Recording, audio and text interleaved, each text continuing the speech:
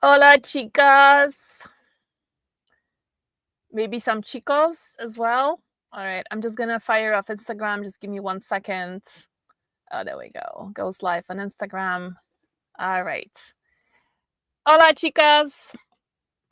This is my last kind of like week in being in a cool place in Mexico. I'm gonna start traveling after this, and so just want to show you where I am. Just look at this. I'm just by the sea. by the um by the sea, so by the water. It's just something so amazing just to be able to wake up to the sounds of waves and go to sleep with hearing the waves. And it's just one of the things that I just absolutely love about Can Prevent Life. Can you just let me know if you can hear me okay? Just want to make sure the sound is okay, because I'm testing out a new microphone, so it shows me that it should be okay, but I want to confirm. So just drop a yes, can hear you, or any of those. Okay, so today we're doing live Q&As. I'm doing it alone, so just be patient with me. We're gonna do basically questions on perimenopause and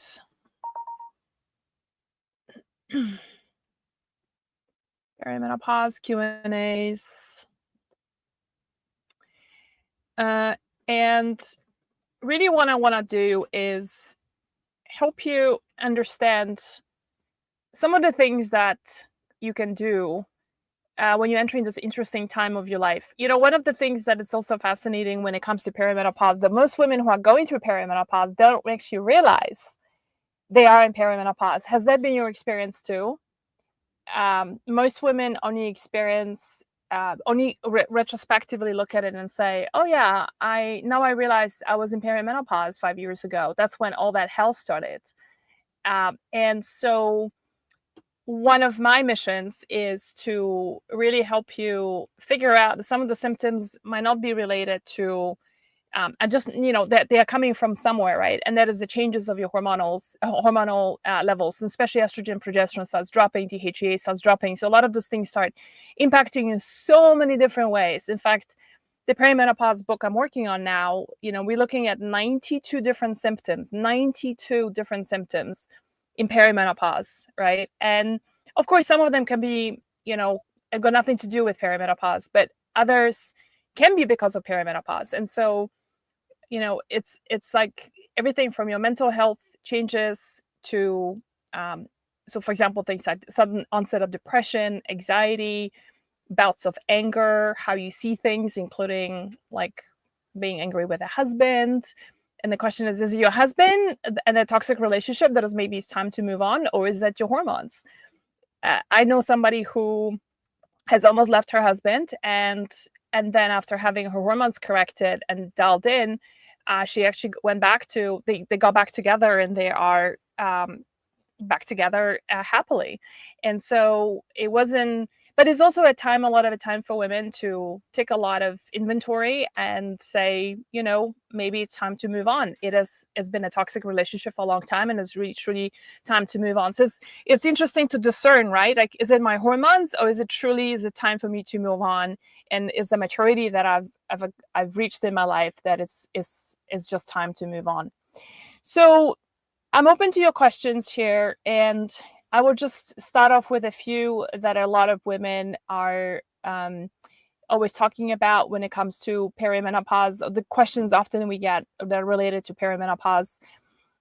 So let me maybe start off with that first, and then I can get into your questions. So one of the common things is like, how do I know I'm in perimenopause, right? So. And can I test? Maybe so. And I guess a sub question to that would be, is this something I can get tested? And the answer is yes, you definitely can. So let's talk about maybe what are the symptoms of. Let me just start off with that, and I'm just gonna type it out. Symptoms of perimenopause. So the easiest thing to start observing is like the minute you reach 45. Although some women can experience this as early as in their 40s. And of course, I'm not talking about here women who will be having like a surgical removal of their ovaries, right? Because obviously that instantly puts you in a state of um, menopause, postmenopause, right after the procedure. So I'm not talking about that. I'm talking about like women who still have their uterus and their ovaries. So one of the first things that starts happening is that your period starts changing, right? Your periods are going to be either shorter. So instead of having 28 days, it might be dropping down to 26, 25 days.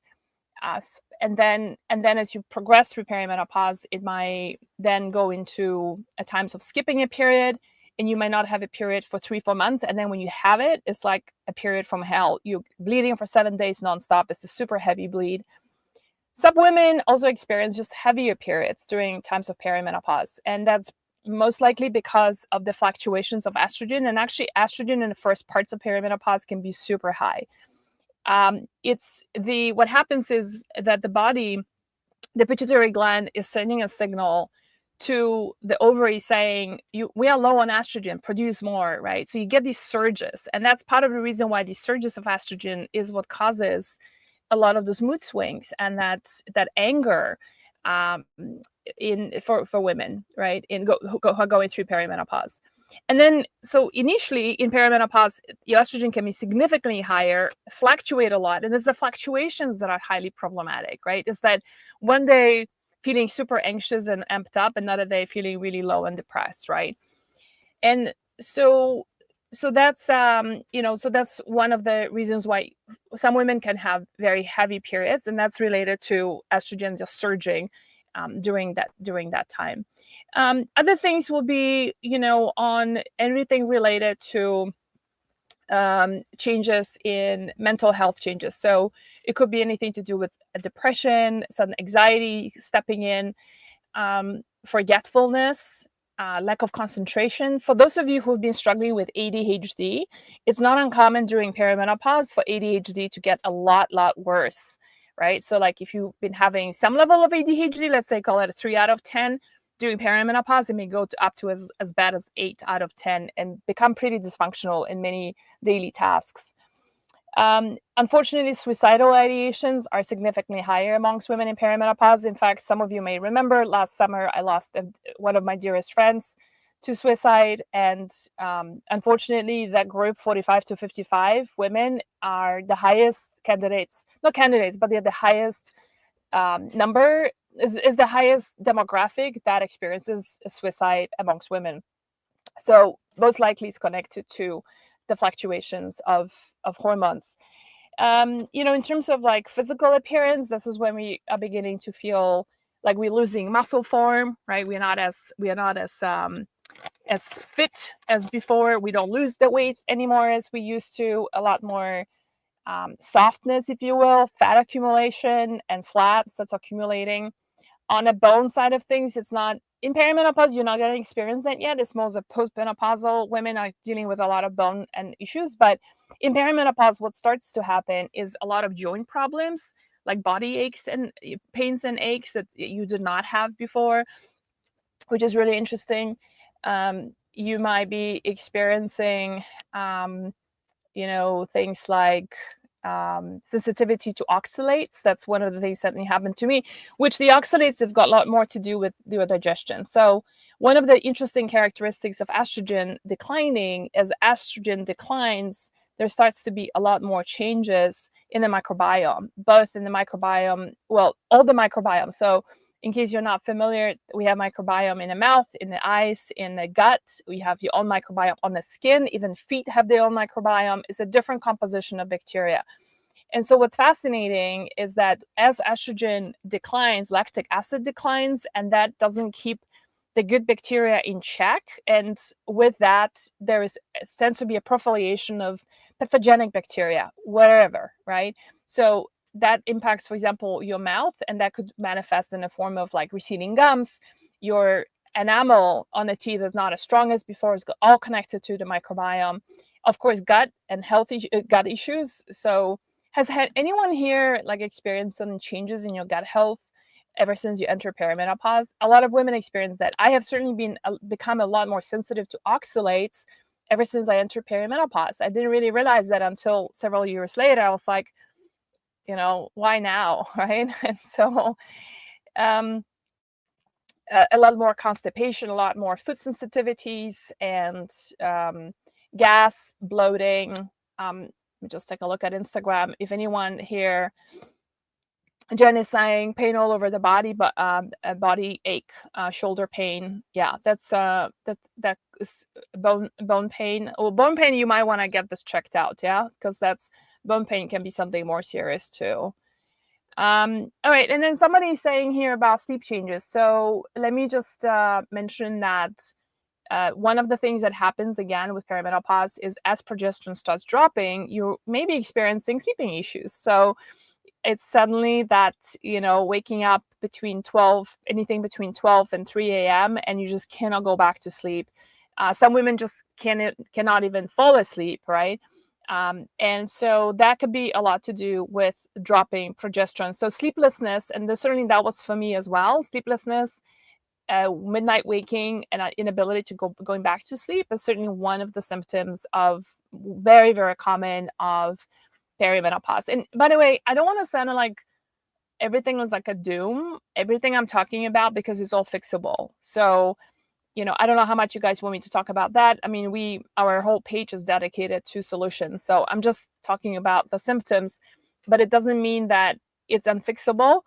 And it does not mean that you have to suffer through it. So I'm just laying out there what are the symptoms to look for. Like, for example, for me, one of my first symptoms of perimenopause was definitely period changes. That's for sure. That shorter periods that I was talking about. Less bleed days. So instead of regular, I used to bleed for like 4 days. It went down to 3, 2.5 days, right? And then was just like kind of spotting after that. But also when I look back at it now, like I mentioned, sensitivity suddenly to oxalates. So my microbiome just wasn't as healthy and strong as it once was before. Towards later in the perimenopause, I started developing a lot of body pains and aches. And then I also had a lot of different mood changes, for sure. Like my mood was just all over the place. And I've managed to change all of that by doing raising my estrogen first with herbs and food, and after that, getting on bioidentical hormones. Another thing that started happening is I definitely started putting on weight, like a soft kind of like I just become softer everywhere. And again, I started doing DHEA, and it really helped me a lot. And losing strength, that was another thing. I felt like I was beginning to really lose my strength. And ever since I started DHEA, I felt like strength training is now really enjoyable, because it's not fun to do something when like strength training and just not feeling strong, and you're not feeling like I'm getting the results. Okay, so let's see what other things. That also this person is saying, I've been waking up between 4 and 6:30 a.m., which is unheard of prior. I hear you. Coupled with anxiety and dread, then during the day feeling more emotionally on the edge, plus brain fog. Yeah, brain fog, that's another super common symptom of perimenopause as well. Other things that are kind of unusual, let me just mention also some unusual perimenopause symptoms, because they are kind of amusing too, is that body odor changes. Like, who here, like maybe some of you have experienced it here, like who here smells like it's almost like an oniony smell, like almost like a rotten onion. Other thing is women saying that their teeth start cracking, and it's again is the strength of the enamel in the teeth that is connected to estrogen levels and how estrogen can then change the microbiome, and then the microbiome does not keep the enamel as strong as it once was. So I have a friend who bit on a bone, and a chicken bone, and cracked her tooth. I mean, chicken bones are not really that hard. Another interesting one is a lot of changes down in the vagina, right? So the uterus area, vulva area. So anything from suddenly having a lot of UTIs, BV out of the blue, without having like new sex partners, nothing else has changed. Your soap is the same. You're washing yourself with the same soap. And suddenly getting UTIs. Like, what? It's again the microbiome changes, right? Or incontinence. That was actually one of my big ones, was incontinence. And I tried a few different things, and the thing that really helped me a lot was sitting on a ball and releasing the couch ball and releasing the fascia around that area, the pelvic area there, and so that was a huge thing for me. So you know, yeah. So incontinence is no fun. I mean, imagine I spend a lot of times at home, so that was not a big deal. Like when I had that moment, I still remember I was washing dishes, and then suddenly I could feel like a flow of urine, and I felt like going to pee, but I thought I'm just gonna finish washing up and then I'm gonna go and pee. I didn't even get to the bathroom. I didn't even get to go to the bathroom. It just poured down my legs, and I was like, wow. And I had zero control to contract and stop it. And so that was a huge wake up call for me. And today I can skip rope and do everything and stand and laugh and have no leaks. But I'm just, I think like, gosh, like what if this happened to me in the gym? Or I mean, would have been so incredibly embarrassing. And I've never even had children, right? For those women who have children, multiple children, that is a real issue. So Jen is also saying midnight waking,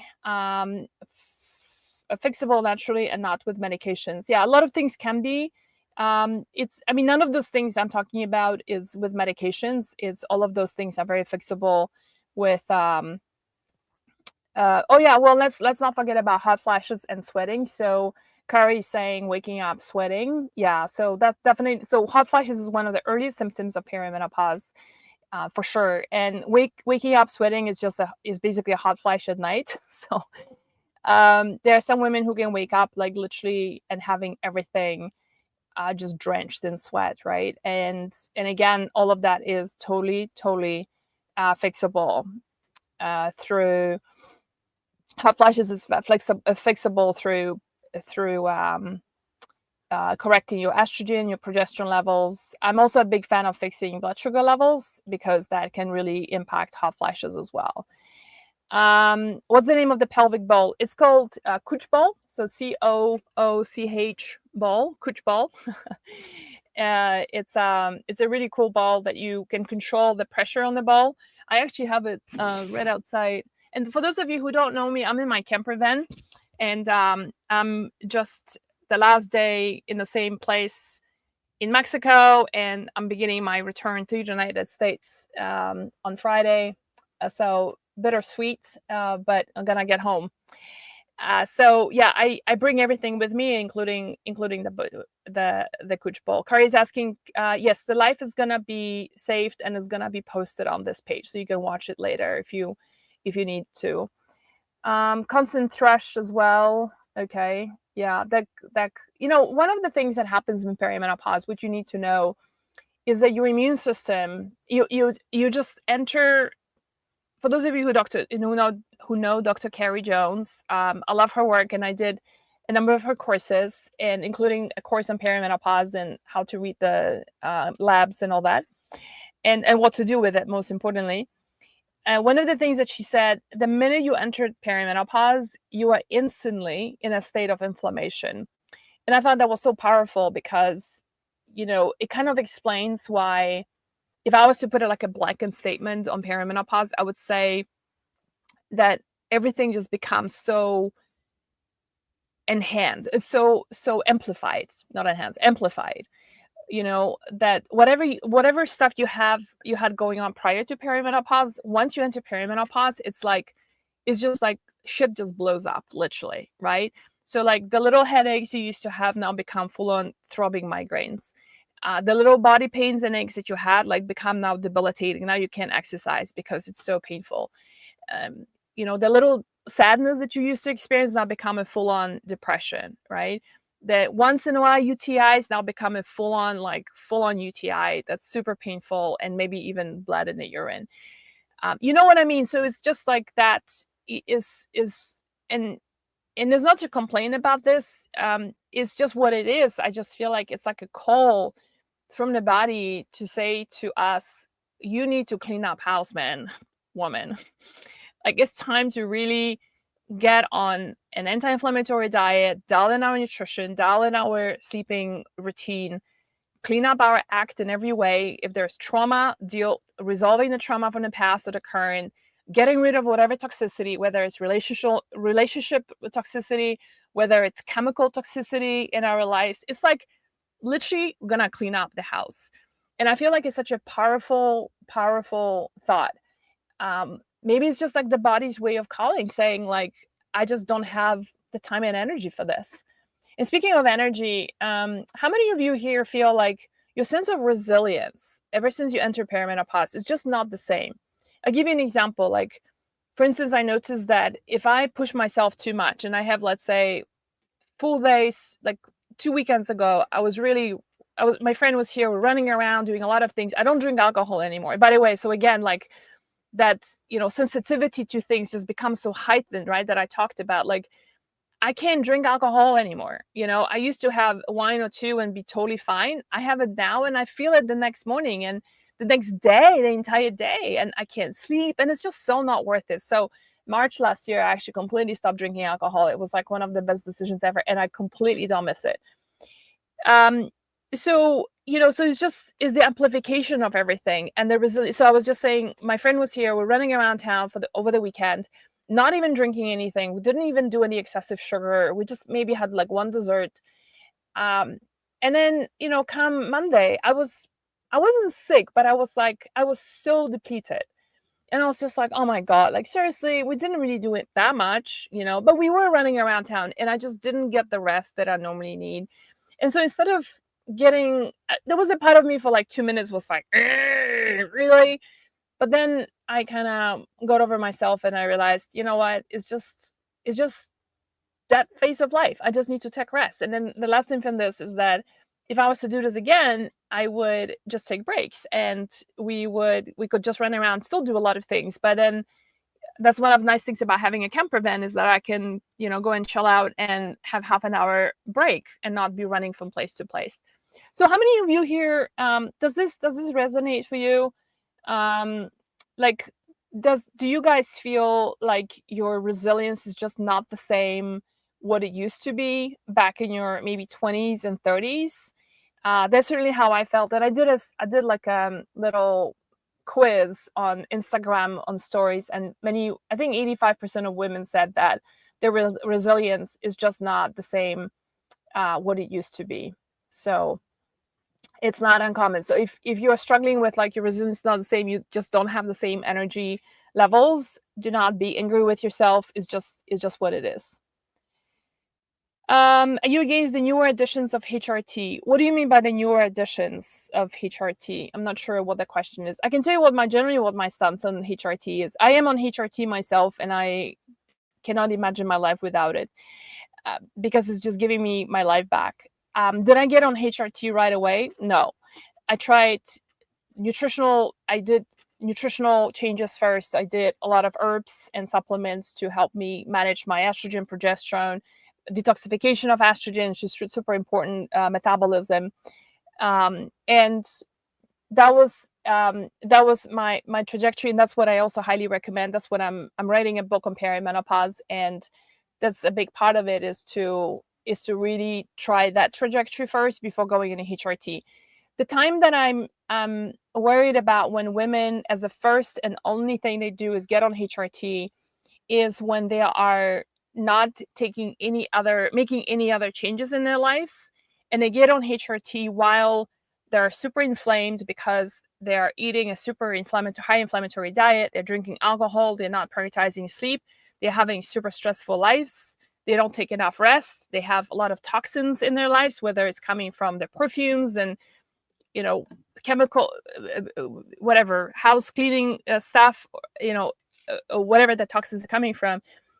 And then, because what I see then with the HRT is a couple of things. One is what you need to know is that the gut and our digestion and our liver are the two extremely important organs that detoxify us from a lot of these hormones. And they're always going to prioritize other things like heavy metals or toxins in the food and not hormones. And so if your liver is not functioning like super well and your gut is not totally dialed in, then what happens is that those hormones do not get evacuated correctly.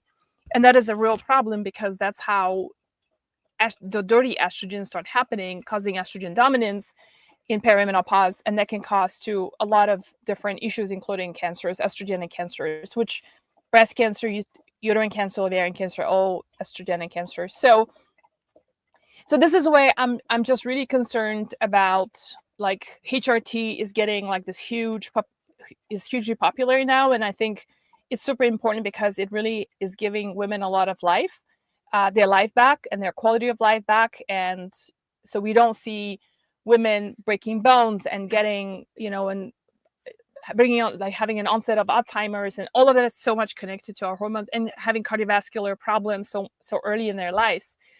And I think that's really awesome.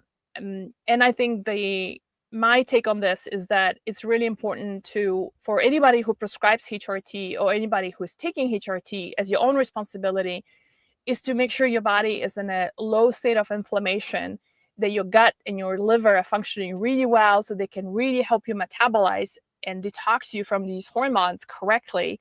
So you're not producing too many of the dirty hormones, right, that could potentially cause issues. And for those of you who have heard, or maybe that's you too, who's gone on HRT and be like, oh, that doesn't work for me, or it worked for a couple of months and then now it stopped working, or I'm feeling worse with my HRT. There could be a few reasons, right? One could be that it's just the dosage is incorrect. So, any practitioner who's putting somebody on HRT knows it's as much science as there is art to it, right? And so give the practitioner a chance and maybe figure out the dosage is incorrect. Maybe too high, it could be too low.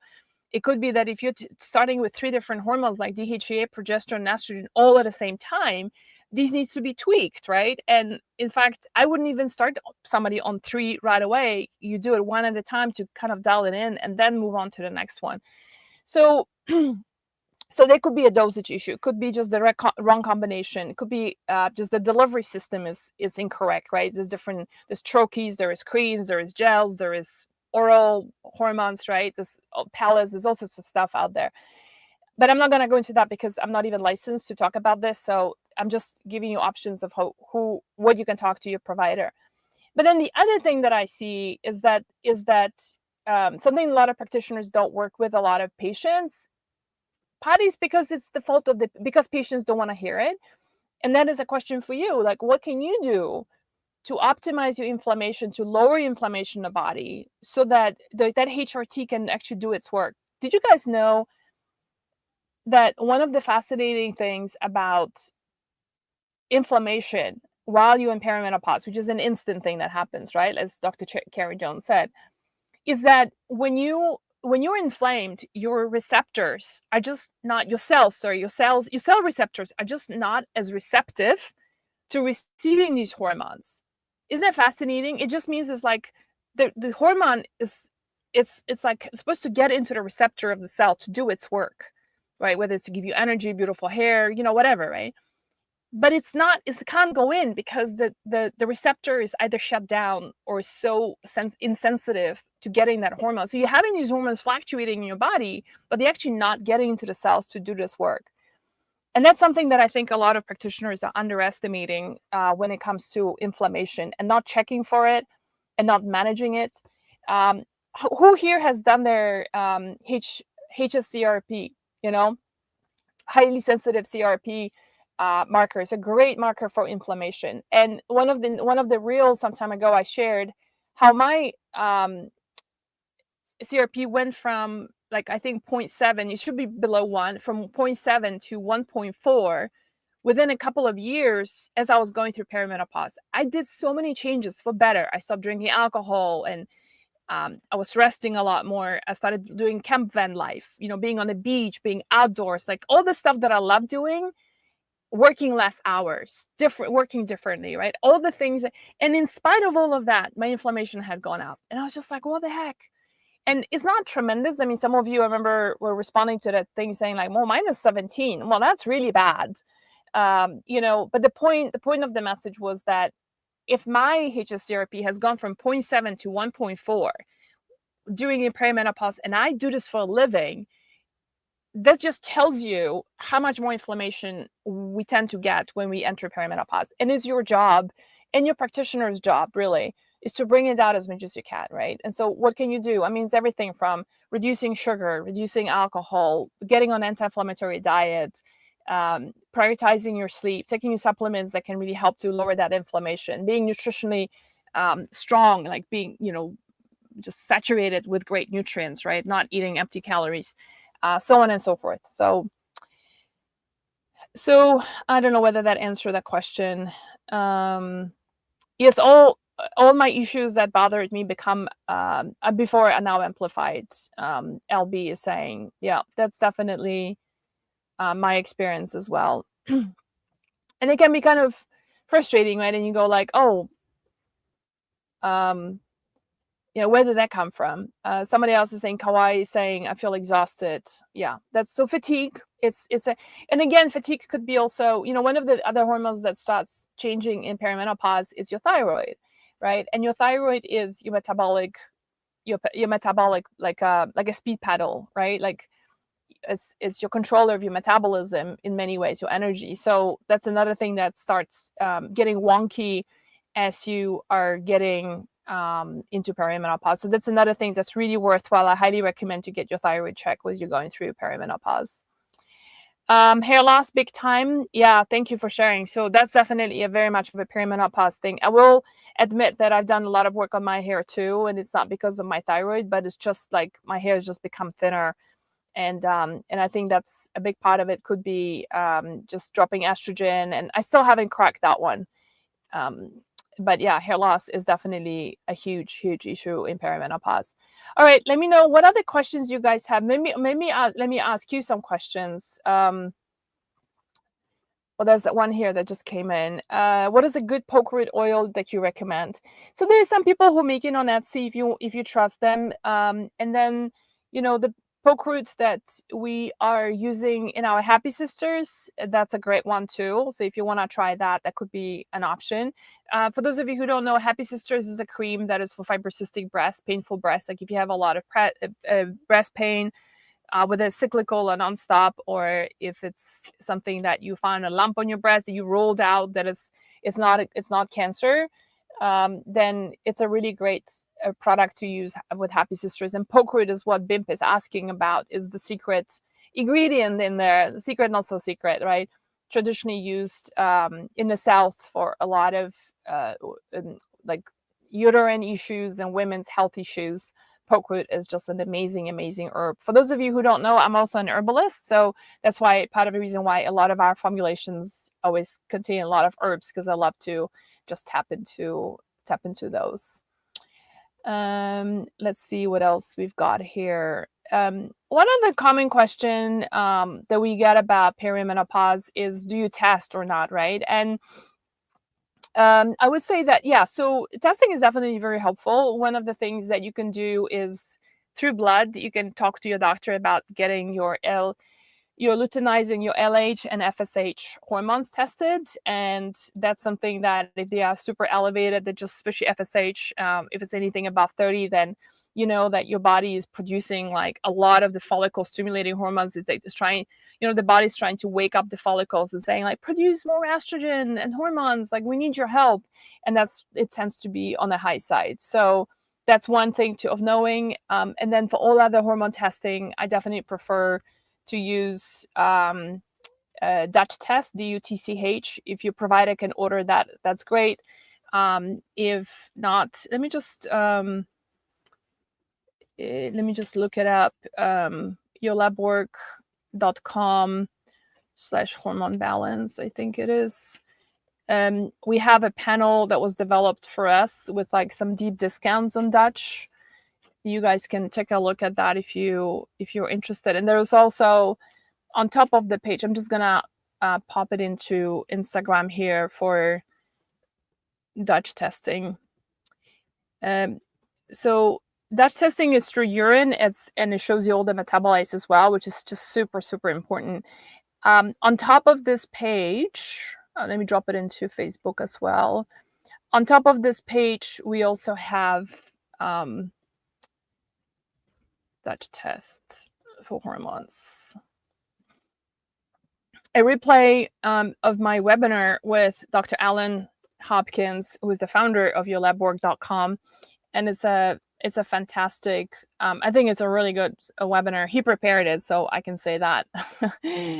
It's just about what to test for in perimenopause. Really powerful thing, and there's full panels that we created together to help you understand what's going on. It's not just hormones, but as you can imagine, like hormones, the reason why I like to test other things, not just hormones, is because hormones is just the hormones that are, yes, things are, you're aging and things are changing, but it's also they get impacted, that your endocrine system also gets impacted by so many other things, by your levels of vitamin D, your blood sugar levels, your thyroid, your inflammation, right? And so how your kidneys are performing, your liver, how is your liver doing, right? And so there's a lot of peripheral things that I prefer personally to test before even testing hormones, because it just shows us what else is needs to be fixed in order to really achieve a good hormonal balance. And so this is where the panel, we created that panel for perimenopause with Dr. Allen, and I've just dropped in the link there. You guys can check it out. So, all right. I think I'm going to wrap up here. And if you're watching this on replay, just post your questions and then we'll get to this and I'll try to answer them, or my team will try to answer them. One of the cool things about my team is that I'm postmenopausal now. So I literally just entered postmenopause. I was going through perimenopause for like 7 years. And I only realized that like the past 3 years. I'm embarrassed to say that, but it is what it is. And so but most of my team members are going through perimenopause now, and so they completely get you guys. And that's one of the nice things about working with women who get it, because who are going through this because they get it and they get you, and so they can relate to your questions. All right, everyone. I hope you have a wonderful rest of the day. And post your questions if you're watching this on replay, and I'll try to answer them a little bit later. All right, thanks everyone. Bye bye.